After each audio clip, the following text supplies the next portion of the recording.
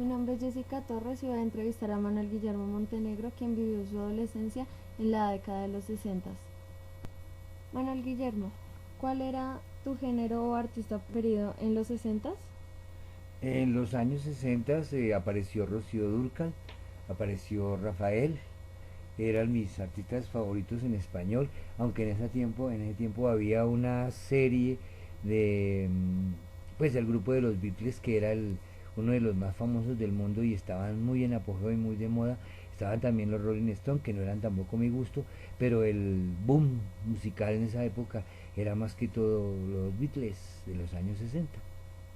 Esa forma, bueno, esa música influye algo en la forma de vestir de ustedes. Sí, en las camisas y en los pantalones. Yo tenía como 13 años.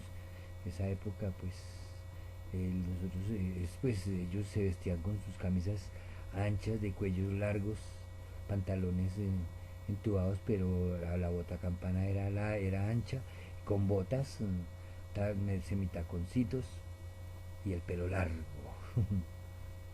Mm, Y bueno, el pelo sino las mechas. ¿Cuál es el acontecimiento histórico más representativo para ti en esa época o que tú hayas llegado a vivir? En ese, las vivencias mías estuvieron alrededor de la muerte de Efraín González en el barrio donde que hoy se llama Gustavo Restrepo.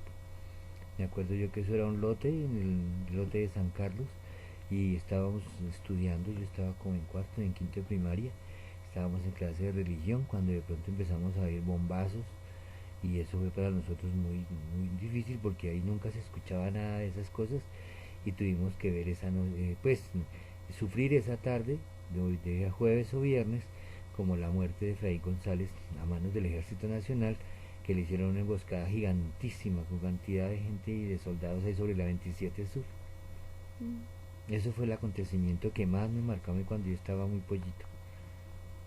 es una cosa que tuviste que vivir muy joven. Exactamente. Mm. Para ti, cuál es, cuál fue el icono del arte, la política, o algo así que te haya marcado a ti? Puede ser nacional o internacional.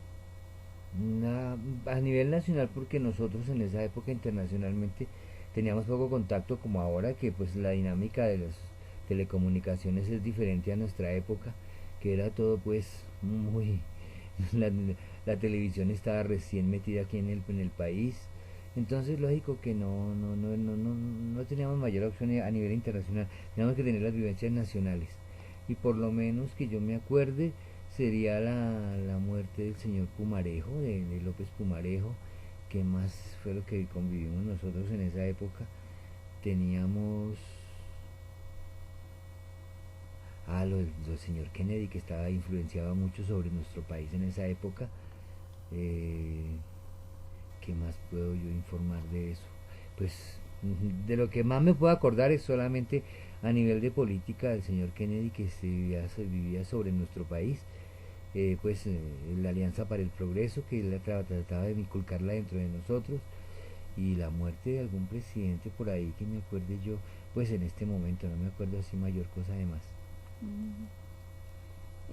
Otra cosa, con respecto a los planteamientos ideológicos, a la ideología de ese tiempo, ¿tú tenías ideologías acerca de Pues algo? no, yo tenía 13 años, 14 años, y empecé mi época deportiva, y la ideología mía no se basaba mucho ni en la política, ni en las amistades, ni en nada, sino en vivir mi propia vida. Y empecé a nivel deportivo, pues empezó mi época de 13 años, basquetbolista 100%, y me la pasaba en el barrio Laya, en donde era creación o era el origen de muchos deportes, y yo me la pasaba entrenando allá en la cancha de baloncesto que había en el Parque Olaya. Eso era más que todo a nivel deportivo, pero de resto yo poca influencia tenía, no me dejaba influenciar de nadie por lo general. Hablando de deportes, ¿a ti te marcó algún evento deportivo en esa época? Como pues el básquetbol como tú lo mencionas o fútbol. No, siempre fue aficionado porque desde muy pequeñito, cuando yo estaba en transición, era la mascota del equipo del colegio, y donde llegaron a ser grandes basquetbolistas a nivel nacional, y en niñas que, pues, para qué las nombro si ya a esta época ya no se conocen, pero por ejemplo de ese colegio donde yo estudié, en el barrio San Fernando, que era la primaria, yo era la mascota y estaban como 5, 6 o 7 seleccionadas a nivel nacional que duraron más de 10 y 15 años, siempre siendo en la selección Colombia. ¿Y tú recuerdas algún mundial de fútbol? ¿Algo así? Un mundial de fútbol, el del 70, que el del 70 fue un mundial fabuloso cuando Brasil quedó campeón y ya pues venía por en el camino el señor Pelé, que siempre me ha parecido un deportista a carta cabal lo mejor del mundo. Pues como cambiando de tema, tú hablabas de los deportes, pero ustedes tenían algún mecanismo, dispositivo, como el computador, no sé, un televisor, para divertirse, para entretenerse. la, la televisión era blanco y negro todavía, eso no era mayor cosa. Nosotros nos divertíamos en la calle jugando bolas, jugando al cuadrito, en los andenes jugando a las latas, si acaso con carritos de competencia, miniatura sobre los andenes. Esa era nuestra diversión. De pronto allá en el barrio Quiroga el béisbol era un deporte muy apegado a nosotros. Estoy hablando del año 60, 60, 70, en esa época, y nos reuníamos al lado de los supermercados, que había unas plazoletas que eran como unos parqueaderos, y ahí jugábamos béisbol. Nos reuníamos 15, 20 personas, 20 niños a jugar béisbol, y nos divertíamos en las tardes así lo más sabroso. Pero sí, la época del béisbol también era muy buena en esa época. Pues en la época no, sino el momento que se vivía en el béisbol en ese barrio era muy chévere. Ustedes no recurrían a televisores ni nada. No, no, no, no, más a integración en los grupos de las cuadras. Ya. Bueno, ya mirando más hacia adelante de la juventud, por la época moral, pues la época moral sexual cambió. ¿Tú crees que, pues, cuál era tu posición? O sea, ¿tú cómo percibías la ética moral, digo, la moral sexual de, sí, cómo la veías? No, en esa época eso todo era muy escondido, no había comunicación entre padres e hijos, y creo que todavía sigue siendo eso un dilema. Pero en esa época nosotros sexualmente no teníamos una guía, ni siquiera en la escuela o en el colegio nos guiaban para darnos unas pautas ni nada de eso. No existía el condón, o sea que el que metía las de caminar las metía derechito y ya no tenía nada que hacer, porque no había sistemas ni de, ¿cómo se llama esos sistemas de, pues, ¿Planificación? como de planificación, nada de eso? Pues yo no lo conocí nunca, yo lo llegué a conocer en los años 90, y ya ahorita en el 2000, ya con las épocas que ya pues hay educación sexual para los alumnos, pero en nuestra época no. Todo eso era un tabú, y realmente uno no podía hablar, ni siquiera lo hablaba con los amigos. Para llegar a hablar de sexo con las amistades, no, eso era tabú para todos nosotros, eso no existía, en esa época no, nada de eso, no había comunicación para eso. Eh, ya comparando como esa época y la actual, ¿tú cómo veías a tus padres, o sea, trabajando? O sea, ¿tú qué pensabas de ese momento en la estabilidad laboral? ¿Era buena, mala? Nosotros, los que podemos hablar de que podemos tener una pensión, fuimos los de aquella época que había estabilidad laboral. En este momento es totalmente imposible.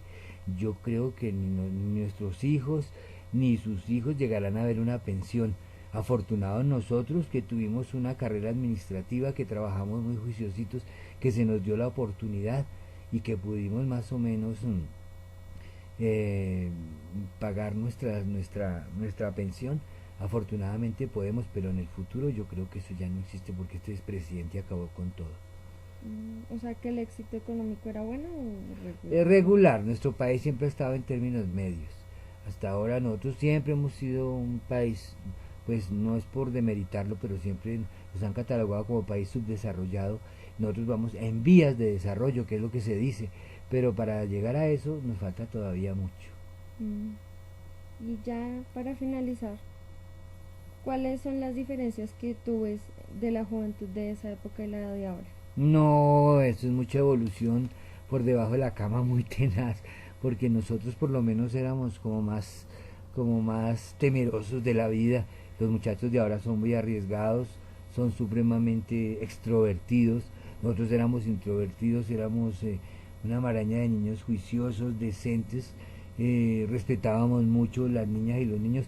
Ahora ni se respetan unos ni se respetan los otros, se irrespetan demasiado, hacen todos de toda su vida quieren hacer el todo el que le digo yo son tan extrovertidos de que no les importa nada en la vida, sino son muy arriesgados, y debido a eso existe tanto problema en este momento también en las comunidades, porque los muchachos quieren ser líderes, pero líderes a la brava, no líderes inteligentes.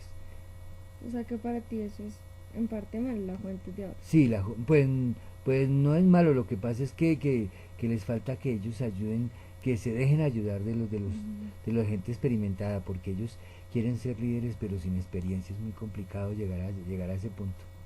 Bueno, muchas gracias por tu tiempo. Bueno, niña.